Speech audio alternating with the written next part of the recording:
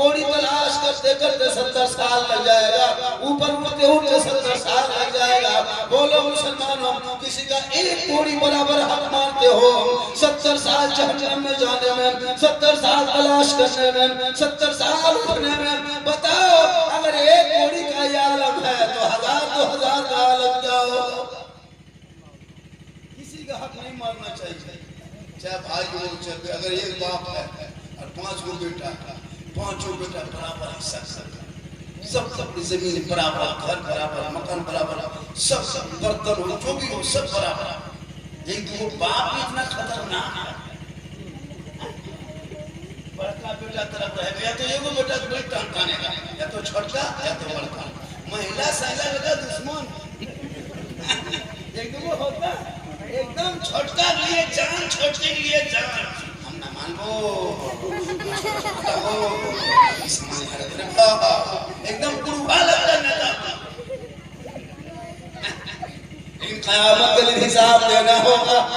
औलाद आपकी होगी, कल मैदान महशर में वो औलाद आपके दामन पीछे से खींचेंगे, आप आगे आगे दौड़ोगे, पीछे से खून बहेगा। लोग पूछेगा ये कौन है, दौड़ाने वाला कौन है, दौड़ने वाला कौन है? आवाज आएगी, दौड़ने वाला बाप है, दौड़ाने वाला बेटा है। इसने दुनिया में अपने बेटे का हक नहीं दिया था, सही रास्ते पे नहीं चलाया था, शराब बेटा पीता था, बाप चुप रहता था। आज मैदान महशर में इंसाफ का दिन है। आज कुछ लोग, कुछ बाप ऐसे हैं जो चुप है, बेटा शराब पी रहा है, उसे कोई गम नहीं। क़यामत बाप बाप कर दो, आपका बेटा आपके घर शराब पी घुसेगा, आप चुप रहो, पकड़ो। इसलिए मौत कब आएगी? मरना सबको है, दुनिया छोड़ना होगा, कफन ओढ़ना होगा, खाट में सोना होगा, कब्र में जाना होगा, हिसाब देना होगा। जमीन के ऊपर तेरा काम अच्छा होगा, जमीन के नीचे आराम अच्छा होगा। इसलिए इस दुनिया में कुछ सीख लो, कुछ जान लो, मानुष की तरह आदमी की तरह जियो, जानवर की जिंदगी मत जियो। मनुष्य की जिंदगी कैसी होती है? सुबह भोरे उठो, चेहरा धो, तेरे धर्म में, तेरे शासन में, तेरे दीन में है कि सुबह भोरे उठ के मस्जिद में जाके 4 नमाज पढ़े, तुरंत सुन्नत पढ़े, तुरंत फर्ज पढ़े, अल्लाह से दुआ मांगे, चेहरा भी चमकेगा, दिल भी चमकेगा, आत्मा चमकेगा, घर चमकेगा, दर चमकेगा, यहाँ चमकेगा, वहाँ चमकेगा।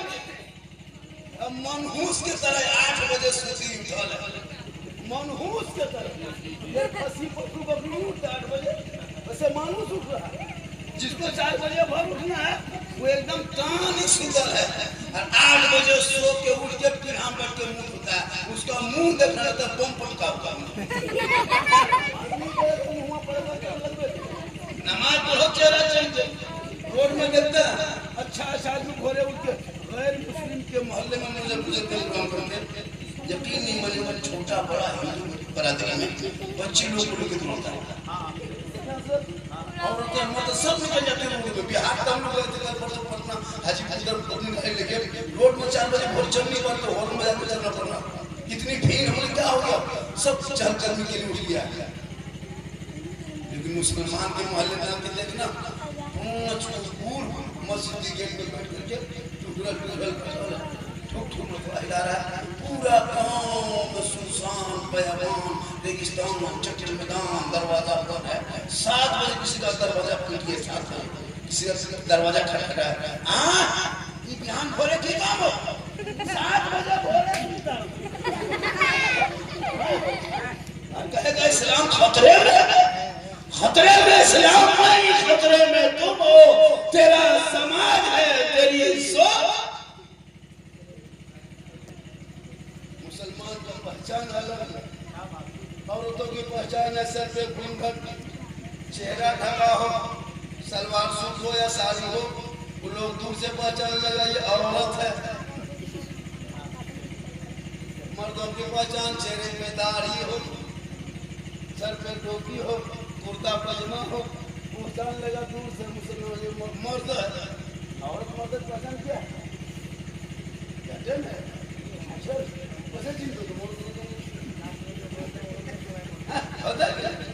ऐसा नहीं होता क्या? इसलिए इसलिए पहचान। अब मर्द भी घर में उसी तरह, औरत भी उसी तरह, बेटा भी उसी तरह, बहू भी उसी तरह। तो सोचो छोटे बच्चों लोग सोचता है अल्लाह बाप के लाओ यार मैं के सोचना। आप छोटा बच्चा के गोद में लिए लेते तो जब भी छोटा बच्चा गोद में लीजिएगा सुबह लेकर चेक कीजिएगा, जब भी बच्चा गोद में लीजिएगा उसका मुंह देखिए, उसका हाथ बच्चों मुंह में पर जाएगा, जो गोदिया में लेगा उसका मुंह पर जाएगा। क्यों? वो छोटा बच्चा कहीं नहीं छुएगा, आपका मुंह छुएगा। वो जानता है कि माँ की गोदी में की बात पहचानता है हाथ देखिए। अब दोनों बराबर है, उसको टेंशन है गोदी में बाप माय लागन बाप लागन की मांग होता है ऐसा। तो मुसलमान हो के चेहरे पे दाढ़ी नहीं, मुसलमान हो के तेरी पहचान मिल गई है। जब कफन लोग हटा के चेहरा देखेंगे अंदर आमाल अच्छा होगा, ऊपर से चेहरा चमकता होगा। अरे भैया 25 साल 30 साल तक स्टाइल की, शादी नहीं हुई थी तब तक पूरा स्टाइल कर लिया। चलो शादी नहीं थी, नौजवान लड़का स्टाइल किया, जब के हीरो किया कोई चलो 25 साल उम्र है, अभी उम्र है जवानी का खेलने का, चलो अच्छा स्टाइल में रहा। चलो 35 साल तक अभी थोड़ी सी जवानी हल्की है ये है। 40 साल तक अब 50 55 65 उम्र हो गई, फिर भी चेहरे पे दाढ़ी नहीं है। अब क्या खाब देते सपना देखें अब जब 55-80 साल उम्र हो गई है, अब तुमको कहाँ चेहरा दिखाना है? ना तुमको कोई पसंद करेगा, ना कोई स्टाइल देखेगा, ना तुमको कोई फ्रेंड बनाएगा, ना तुमको कॉलेज जाना है, ना मेडिटेशन लेना है। अब तो आहिस्ते आहिस्ते अल्लाह अल्लाह करते उम्र बढ़ रही है। अब तो चेहरा सजा लो ताकि कफन में लो, चेहरा कफन हटा के चेहरा देखेगा, लोग कहेंगे ऐसा लगता है जैसे कोई गुलाम हुसैन है, चला जाता है, खास का दीवाना है, चला जाता। इसलिए चेहरे पे दाढ़ी रखा कीजिए, मुसलमान की पहचान इतना भी रखिए ना, ऐसे तो बढ़ जाए। अब एक दो बूढ़ा आदमी देखे हम 65 साल उम्र हो गई, 60 साल गरीहो छोड़ दिया, मोछो बर्बाद कर उसका मुंह बाल्टी तरह। सोचिए जब तुम मुसलमान घर में पंजाबी बरादरी में सिख बरादरी में जमात होती दाढ़ी मूंछ रखता है, कहाँ खराब करता है? पंजाबी लोग सिख समुदाय के लोग जवान से लेके बूढ़ा तक दाढ़ी रखता, मूंछ रखता, पगड़ी मारता, कहीं चला जाए आर्मी में हो, फौज में हो, डॉक्टर हो, इंजीनियर हो, प्रोफेसर हो, सब किसी पोस्ट में है, लेकिन पंजाबी का पगड़ी नहीं खुलवा सकता। जबकि 2% भारत में 2% सिख समुदाय के लोग हैं, लेकिन अपनी दाढ़ी अपनी टोपी को हुकूमत को मनवा चुका है। 30% हमारे नाम नहीं मनवा पाए। क्यों? वो बचपन से उसने अमल किया। बच्चा है पगड़ी दाढ़ी, जवान है पगड़ी दाढ़ी, बूढ़ा है पगड़ी दाढ़ी। हुकूमत को मानना पड़ा, सिर्फ धर्म में ऐसा है, अब इसको मानना पड़ेगा। मान ली अब मुसलमान में देखता है कि कोई दाढ़ी रखता है, पगड़ी रखता है, तो मुसलमान दाढ़ी नहीं। सब औरत ने नकाब नहीं लगाते, कोई लगाते, कोई लग नहीं लगाते, उसके लिए उसके नकाब जरूरी नहीं है। सब मुसलमान नमाज नहीं पढ़ता, कोई पढ़ता, कोई नहीं पढ़ता, लगता मुसलमान की नमाज जरूरी नहीं है। सब मुसलमान रोजा रखता है, कोई नहीं रखता। मतलब इस्लाम को उनके नजर में कमजोर हो गया है। आप उस पर अमल कर लेते हो, जनता पे लड़के खड़ा है। कभी भारत के धरती पर सुने हो किसी गुरुद्वारे में बुलडोजर लगाया हुकूमत ने? कहीं बुलडोजर लगा के गुरुद्वारा तोड़ा? आज तक कोई इतिहास बता दे? आज तक 2% भारत में सिख समुदाय है। कहते तो पंजाब में गुरुद्वारे को नहीं दिखा पाओ, नहीं देखा पाओ। 7,500 मस्जिद मदरसा 1955 के बाद से अब तक 7,500 मस्जिद मदरसा भारत में तोड़ा जाएगा। 2014 से लेकर के 2025 तक 3500 मस्जिद मदरसा तोड़ा गया। क्यों? 70 साल के मस्जिद को अतिक्रमण के नाम पर तोड़ दिया। 100 साल के मदरसा में ताला लगा रहा। बेटियां कॉलेज के पढ़ने, दरिंदे तुम्हारे बेटे पर निकाब पहुंच रहा है। बेटा सड़कों पे चले तो जानवर गाय के नाम पे पीट के मारा जा रहा है। भाई घर से निकले यूएफए कानून लगा के जेल में डाला। तुम्हारे मस्जिदों को तोड़ा जा रहा है, मदरसों को आतंकवाद का अड्डा बनाकर छीन किया जा रहा है, तुम्हारे आसान पे सवाल उठ रहा है, तुम्हारी नमाजों को पाबंदियों के लिए लोग याचिका दायर कर रहे हैं, कुरान को फाड़ कर चैलेंज कर रहा है। 30 साल भारत में रहने के बाद भी आज तुम अलग थलग नजर आते हो, आखिर वजह क्या है? किस वजह से हम मुसलमान को सताया जाए? कभी सोचा आपने? 2% मुसलमान सिखों ने हुकूमत के सामने डंडा ठोक के खड़ा हो, कुछ नहीं कर सकता, लेकिन आज मुसलमान मारे जा रहे हैं, काटे जा रहे हैं, घर जलाया जा रहा है, बुलडोजर से घर तोड़ा जा रहा है।